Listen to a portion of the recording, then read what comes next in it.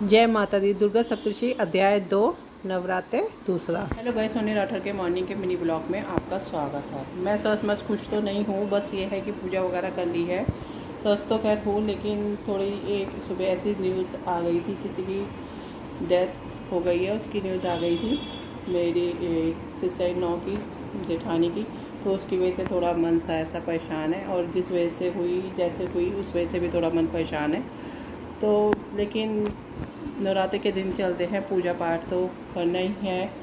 तो और मैंने दुर्गा सप्तशती के पाठ भी स्टार्ट किए हुए हैं। तो आज मेरा दूसरे अध्याय का ही दूसरा दिन है, जैसे कि नवरात्रि का दूसरा दिन है। तो मैं आपको आज सुनाने जा रही हूँ दुर्गा सप्तशती का दूसरा अध्याय, जिसको महिषासुर का वध और महिषासुर की सेनाओं का वध के नाम से भी जाना जाता है।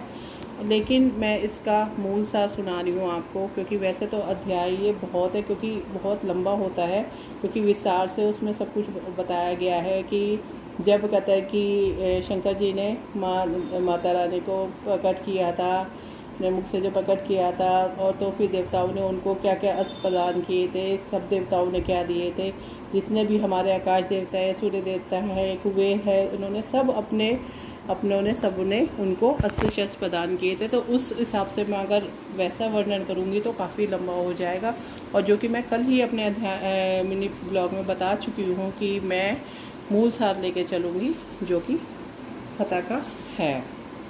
तो सुनिए। जय माता दी।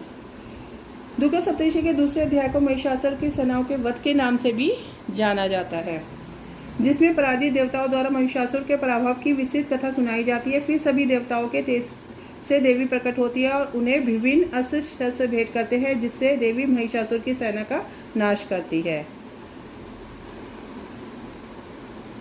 महिषासुर द्वारा देवताओं का अपमान। जब महिषासुर देवताओं को युद्ध में हरा देता है तो देवताओं के राजा इंद्र अपनी राज शक्ति यम, वायु, सूर्य और अन्य देवताओं के भी अधिकार छीन लेता है।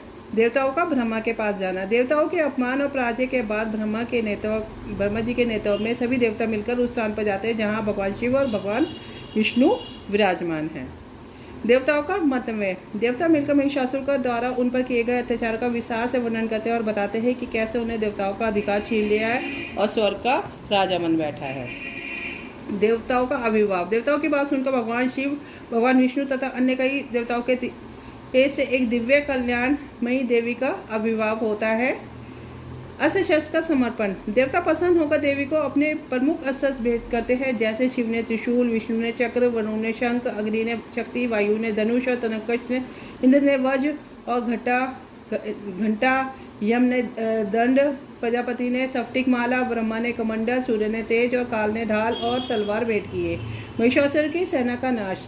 देवी द्वारा इन सभी शक्तियों के धारण करने के बाद वह देवी महिषासुर का सेना का संहार करती है और महिषासुर के सैनिकों का वध करती है, और साथ में महिषासुर का भी वध करती है। और जब महिषासुर का वध करती हैं तो आकाश से पुष्पों की वर्षा होने लगती है, जिससे सारे देवताएं देवी की स्तुति करते हैं।